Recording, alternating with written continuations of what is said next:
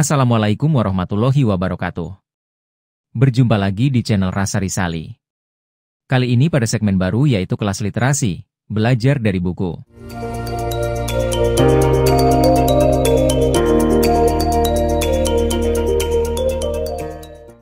Pada kesempatan kali ini kita akan mengupas sebuah buku karya Timothy D. Walker yang berjudul Teach Like Finland atau Mengajar Seperti Finlandia. Karena seperti yang kita tahu, bahwa Finlandia merupakan negara dengan sistem pendidikan yang maju. Bahkan Finlandia menduduki peringkat 1 dunia dalam tes internasional yang dilakukan oleh PISA tahun 2016. Berbeda dengan negara kita tercinta Indonesia yang menduduki peringkat terbawah. Sungguh sangat disayangkan. Sebelum kita masuk ke pembahasan, jangan lupa untuk membeli buku aslinya di toko buku terdekat. Buku ini menceritakan tentang pengalaman seorang guru Amerika bernama Timothy Walker. Dia merasa jenuh dengan pekerjaannya sebagai guru di Amerika yang memiliki banyak tekanan hingga akhirnya memutuskan untuk pindah ke Finlandia. Ketika berada di Finlandia, dia pun kembali bekerja sebagai guru. Pada awal mengajar di Finlandia, dia merasakan atmosfer kerja yang sangat berbeda dengan di Amerika. Atmosfer kerja di Finlandia terasa lambat. Berbeda dengan di Amerika yang serba cepat. Dan ketika mengajar pun, dia masih membawa gaya Amerika ke kelasnya. Alhasil siswa-siswi didikannya malah menjadi lebih kacau. Dia bahkan sampai teringat dengan pesan dari mentor gurunya di Boston, Amerika. Kamu adalah tuan dari pekerjaan, bukan dipertuan pekerjaan. Pada akhirnya, dia pun sedikit demi sedikit mencoba menerapkan pembelajaran Finlandia di kelasnya. Nah kira-kira, bagaimanakah strategi mengajar Finlandia yang diterapkan Timothy Walker di dalam kelasnya? 1. Jadwal istirahat otak. Anak-anak di Finlandia terbiasa istirahat 15 menit setiap 45 menit pelajaran. Selama jam istirahat, anak-anak bermain dan bersosialisasi dengan teman mereka. Jeda atau pit stop ini sangat penting dalam kegiatan pembelajaran, karena bisa membuat siswa lebih fokus di dalam kelas.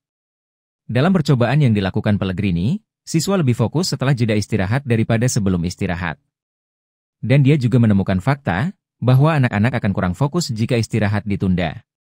Selain itu, penelitiannya juga menjelaskan bahwa istirahat, baik di kelas maupun di luar kelas, memberi dampak yang baik terhadap fokus siswa di kelas. Temuan Pellegrini ini mengkonfirmasi bahwa istirahat yang sering dapat menambah perhatian siswa di kelas. De Birhea, seorang ahli kinesiologi, melakukan proyek penelitian dengan menggunakan pembelajaran khas Finlandia yang menggunakan berkali-kali istirahat di sekolah-sekolah Amerika. Dan sejauh ini hasilnya menjanjikan. Terdapat perubahan signifikan dalam diri siswa. Siswa menjadi lebih fokus dan jarang lagi mengeluh. Ada beragam cara mengistirahatkan otak, tapi satu hal yang harus diingat adalah, entah apapun caranya, itu harus terjadi secara teratur agar bisa memberi manfaat bagi siswa kita. Dengan kata lain, bijaksanalah untuk membuat jadwal harian. Sebuah jadwal yang baik, mungkin dengan mengistirahatkan otak setiap 45 menit pelajaran seperti di Finlandia. Tetapi hal itu tidaklah baku. Jika siswa Anda sudah menyeret-nyeret kakinya, dan banyak mengeluh sebelum 45 menit pelajaran, tidak ada salahnya memberi mereka istirahat saat itu juga. Memberi waktu istirahat pun tidak harus di luar kelas. Bisa dengan memberi waktu bebas di kelas, atau dengan memberi kegiatan yang menyegarkan anak-anak. 2. Belajar sambil bergerak. Meskipun Finlandia memiliki sistem pendidikan yang baik, tetapi mereka masih sama dengan negara-negara lainnya, yaitu ketika kegiatan pembelajaran, siswa diminta duduk tenang dan menjadi tidak aktif sepanjang hari. Dan ini berarti satu hal, bahwa jutaan anak kehilangan manfaat kaya dari gerak aktif secara fisik. Penelitian telah menunjukkan bahwa kegiatan fisik dapat menangkal obesitas, mengurangi risiko penyakit kardiovaskular, memperbaiki fungsi kognitif, dan secara positif mempengaruhi kesehatan mental. Sekolah di Finlandia memiliki hari sekolah yang pendek, dan istirahat 15 menit yang sering. Meskipun istirahat membuat mereka fokus di kelas, mereka tidak lantas menjadi lebih aktif di sekolah. Banyak anak Finlandia menghabiskan waktu istirahat secara pasif seperti bermain HP, duduk-duduk di bangku, atau tiduran sambil menunggu pelajaran berikutnya dimulai. Hanya sebagian kecil siswa saja yang aktif bergerak, seperti bermain bola atau bermain kartu. Dalam rapor Finlandia tahun 2014, Finlandia bahkan mendapat nilai D, mengenai kegiatan fisik untuk anak-anak dan kaum muda. Karena hal itulah, pemerintah Finlandia berinisiatif membuat sebuah program, bernama Sekolah Finlandia Bergerak. Program ini berjalan sesuai harapan. Separuh siswa SD, dan sepertiga siswa sekolah menengah, melaporkan adanya peningkatan kegiatan fisik pada anak-anak. Lalu seperti apa sih penerapan program ini? Ada beberapa contoh yang dilakukan dalam program sekolah Finlandia bergerak ini, seperti menyiapkan permainan-permainan anak, seperti banana tag ketika istirahat. Menyiapkan alat-alat permainan yang bisa dimainkan siswa selama jam istirahat seperti bola, hoki lantai, dan senam. Mengubah jadwal harian, sehingga membuat siswa memiliki waktu tambahan untuk terlibat dalam kegiatan fisik yang menarik minat siswa. Alih-alih memberikan waktu istirahat 15 menit yang pendek, sekolah memberikan paling sedikit 1 kali istirahat berdurasi 30 menit. Program sekolah Finlandia bergerak, tidak hanya demi mengisi jam istirahat atau kelas olahraga, tetapi juga untuk membuat para siswa aktif selama pelajaran. Sebagai contoh, dengan menawarkan energizers atau pembangkit energi, yaitu istirahat pendek agar siswa tidak terus duduk selama pelajaran. Para siswa dapat menyelesaikan tugas sambil berdiri, dan mengganti kursi konvensional dengan bola senam, sehingga siswa dapat bergerak dan belajar dalam waktu yang bersamaan. Timothy D. Walker juga memberikan contoh kegiatan yang dilakukannya untuk membuat muridnya aktif bergerak selama pelajaran. Dia membuat kegiatan yang disebutnya galeri berjalan yang aktif. Kegiatan ini dilakukan untuk mengganti kegiatan presentasi siswa yang monoton dan menghabiskan banyak waktu pelajaran. Pelaksanaannya, para siswa menempelkan presentasi mereka di dinding kelas, seakan memamerkan hasil karya di galeri seni. Setiap karya diberi nomor, dan anak-anak berkeliling dari karya satu ke karya lainnya secara sistematis. Mereka diberikan waktu, 1-2 menit untuk mempelajari karya temannya. Kemudian, siswa akan memberikan pertanyaan atau komentar menggunakan sticky notes. Setelah selesai, siswa melihat karyanya sendiri, dan mengoreksi pekerjaannya berdasarkan komentar dari teman-temannya, secara mandiri tanpa perlu diperintah. 3. Isi ulang tenaga sepulang sekolah. Beban mengajar full-time di sekolah Finlandia, hanya 24 jam setiap minggu. Yang artinya, jika istirahat 15 menit dihitung, maka hanya 18 jam tatap muka setiap minggu. Secara signifikan, para guru hanya menghabiskan waktu yang pendek di dalam kelas. Cukup sering terlihat, para guru bergegas pulang beberapa menit setelah kelas berakhir. Mereka tahu, pentingnya meninggalkan tempat kerja, untuk mengisi ulang dalam rangka tetap kuat sebagai guru. Kita semua tahu, bahwa mengajar itu lebih seperti lari maraton daripada lari sprint. Kita perlu mengendalikan diri, dan mengetahui waktu ketika tubuh mengisyaratkan untuk melambat. Mengisi ulang tenaga setelah sekolah, dapat dilakukan dalam beragam bentuk untuk guru yang berbeda. Beberapa, mungkin dapat disegarkan dengan berolahraga, atau bermain dengan anak-anak mereka. Sementara guru yang lain, mungkin dengan menikmati beberapa menit membaca di waktu luang. Hal yang paling penting adalah, kita mengetahui batasan waktu ketika bekerja dan istirahat. Namun, bahkan setelah kita menentukan batasan kita untuk mengisi ulang tenaga, tetap ada momen-momen tertentu yang menghabiskan waktu kita, seperti mendekati hari pembagian rapor pembelajaran. Tetapi, karena kita sudah terbiasa mengisi ulang tenaga, kita akan lebih siap menghadapinya. Mengisi ulang tenaga tidak hanya dilakukan oleh guru, tetapi juga oleh siswa. Ada satu hal yang bisa memotivasi siswa mengisi ulang baterainya setiap hari, yaitu PR. Telah berulang kali dijelaskan di internet dan media lainnya, bahwa tidak ada PR di Finlandia. Maaf jika membuat Anda kecewa, namun itu hanyalah sebuah mitos populer yang ada. Guru di Finlandia bersikap wajar mengenai jumlah PR yang diberikan untuk siswa mereka. Para pendidik di Finlandia sering memberikan PR yang relatif sedikit, dan dapat diselesaikan dalam jangka waktu beberapa hari. Selain itu, tugas-tugas tersebut biasanya mudah. Dalam artian dapat diselesaikan sendiri tanpa bantuan orang tua. Akan lebih bijaksana, jika kita memberikan PR seminimal mungkin, sehingga siswa memiliki waktu lebih banyak mengisi ulang tenaga di malam hari. 4. Menyederhanakan ruang.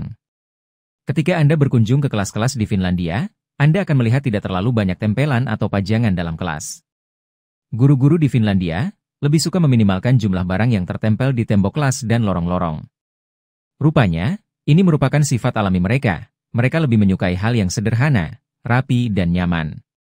Banyak tamu yang melihat sekolah Finlandia langsung merasakan ketenangan siswa dan gurunya, karena ruang kelas yang dijaga tetap sederhana. Tahun 2014, peneliti dari Universitas Carnegie Mellon menyelidiki bagaimana ruang kelas yang terlalu banyak dekorasi berpotensi membuat anak-anak sulit fokus pada pelajaran. Penelitian dilakukan terhadap siswa TK.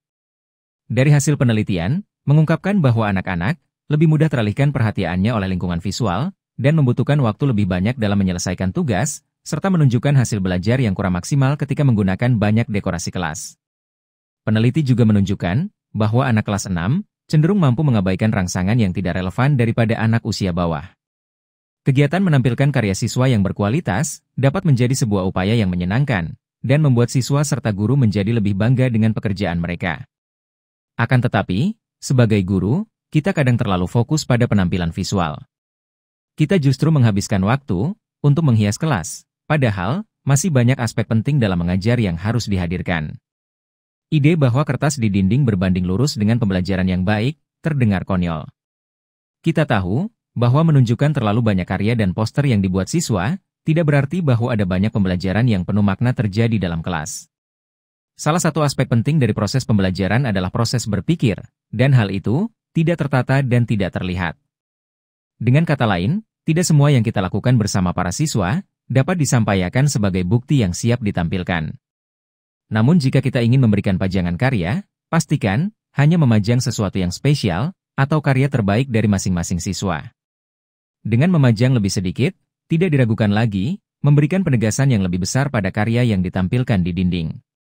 Dengan meletakkan lebih sedikit, maka itu akan mengurangi rangsangan dari luar, dan dapat membuat anak lebih fokus. 5. Menghirup udara segar. Di Finlandia, baik guru dan siswa memiliki kesadaran tersendiri akan pentingnya kualitas udara di dalam kelas. Mereka terbiasa membuka jendela pada kelas ketika pembelajaran, agar udara segar dapat masuk kelas. Mungkin ini hanya perkara kecil dan sederhana, tetapi memiliki arti yang sangat penting. Bahkan di Finlandia, banyak orang tua yang meletakkan bayi mereka tidur di balkon, meskipun suhu udara sedang dingin. Mereka berpendapat bahwa bayi-bayi akan tidur lebih baik di luar ruangan. Membuat udara segar dapat masuk ke kelas mungkin terlihat hanya sebagai sebuah strategi yang sederhana, tetapi sering kita lupakan. Padahal, ketika kita sedang bernapas kita mengeluarkan karbon dioksida. Dan jika kadar karbon dioksida menjadi sangat tinggi di dalam kelas, itu sungguh akan menghentikan pembelajaran, karena otak tidak dapat bekerja. Beberapa penelitian pun pernah dilakukan, yang menunjukkan bahwa fungsi kognitif seseorang akan secara signifikan lebih baik ketika berada di tempat yang memiliki kualitas udara yang baik. Kebanyakan bukti ilmiah juga mengatakan bahwa pembelajaran dan pencapaian siswa sangat dipengaruhi lingkungan tempat pembelajaran terjadi. Beberapa peneliti memberikan rekomendasi tentang lingkungan kelas. Pertama, ketika anak-anak terkena cahaya lebih alami, mereka menunjukkan performa yang lebih baik. Dengan mempertimbangkan ini, minimalkanlah penggunaan cahaya buatan seperti lampu di dalam kelas. Kedua, menurut para peneliti, suhu antara 19 sampai 24 Celcius adalah suhu yang optimal untuk belajar. Meskipun membuka jendela di musim dingin dapat memperbaiki kualitas udara, suhu dingin juga dapat menghambat pencapaian siswa. 6. Masuk ke alam liar. Ketika berada di Finlandia, kita akan sering melihat banyak anak-anak yang melakukan aktivitas di lingkungan alam seperti sungai, kolam, dan hutan. Kegiatan tersebut dilakukan ketika hari aktif sekolah, di mana sudah mendapatkan izin dari guru, dan gurunya juga bertanggung jawab untuk mengawasi. Salah satu bagian yang paling disukai siswa di sekolah dasar Finlandia, yaitu adanya kemah sekolah. Di mana biasanya siswa kelas 5 dan 6 menghabiskan beberapa hari bersama dengan guru mereka di alam. Guru di Finlandia tampak sering membawa anak didik mereka keluar kelas. Penyelenggaraan pendidikan berbasis lingkungan telah memindahkan sejumlah pengalaman ruang kelas ke alam sekitar. Penelitian menegaskan bahwa alam dapat sangat membantu anak belajar membangun kepercayaan diri mereka, mengurangi gejala gangguan hiperaktif akibat kurang perhatian, menenangkan anak, serta membantu mereka untuk fokus. Alam juga dapat menjadi penangkal kelebihan berat badan pada anak, serta memberi manfaat psikologis dan kesehatan fisik lainnya. Pendidikan berbasis lingkungan bukanlah barang yang baru, ide ini telah berusia lebih dari 100 tahun. Yang paling baru, seorang profesor Universitas Harvard, Howard Gardner, menambahkan kecerdasan alam sebagai salah satu jenis kecerdasan. 7. Menjaga kedamaian. Ketika memasuki sekolah di Finlandia, kita bisa merasakan kedamaian yang luar biasa. Di sana, baik para guru maupun siswa terlihat sangat tenang dan tidak buru-buru. Sekolah di Finlandia juga menerapkan peraturan bahwa keselamatan adalah hal yang paling utama dan menjadi prioritas sekolah. Kedamaian yang dimaksud ini juga bisa dilihat dari proses belajar yang begitu tenang dan bebas dari tekanan. Fitur ketenangan di sekolah ini juga diyakini sebagai alasan mengapa siswa Finlandia dapat belajar secara efisien dan telah menunjukkan hasil yang baik saat ujian internasional seperti PISA. Penghargaan kepada kedamaian bukanlah hal yang baru di Finlandia. Seperti contoh, dalam perayaan kemerdekaan nasional. Di negara-negara lain, peringatan kemerdekaan dilakukan secara meriah, dengan banyak kembang api dan pesta di jalan-jalan. Tetapi di Finlandia, peringatan kemerdekaan dirayakan dengan menyalakan lilin dalam sepi di rumah, sambil mengenang prajurit yang telah gugur. Meskipun pembelajaran yang hening tidak termasuk dalam pembelajaran aktif, pendekatan kedamaian ini membuat siswa memiliki waktu cukup lama untuk menyelesaikan tugas perseorangan dan bekerja dengan tenang. Ada beberapa solusi yang bisa digunakan untuk menjaga ketenangan kelas. Pertama, membuat aturan pokok. Ketika awal tahun pelajaran, siswa bersama guru membuat aturan-aturan kelas yang berkenaan dengan kegiatan pembelajaran. Guru mengumpulkan berbagai ide siswa dan mencatatnya bersama. Guru juga bisa mengarahkan aturan kepada tujuan kedamaian. 2. Pengukur kebisingan. Memasang alat pengukur kebisingan di depan kelas bisa menjadi solusi ketenangan. Dengan melihat alat ini, anak-anak bisa belajar untuk mengendalikan diri mereka. 3. Menciptakan keseimbangan. Siswa bisa belajar sendiri secara mandiri, atau bisa juga berkolaborasi dengan temannya. Agar tidak mengganggu temannya yang belajar mandiri, siswa yang bekerja dalam kelompok diberikan tempat tersendiri, agar tidak mengganggu siswa yang bekerja mandiri. Demikianlah sedikit pembahasan tentang pendidikan yang dilakukan di negara Finlandia, yang tertuang dalam buku Teach Like Finland karya Timothy D. Walker. Semoga bisa menjadi pembelajaran untuk kita semua. Untuk lebih jelasnya, kalian bisa membeli bukunya di toko buku terdekat. Sekian yang bisa kami sampaikan, kurang lebihnya mohon dimaafkan. Wassalamualaikum warahmatullahi wabarakatuh.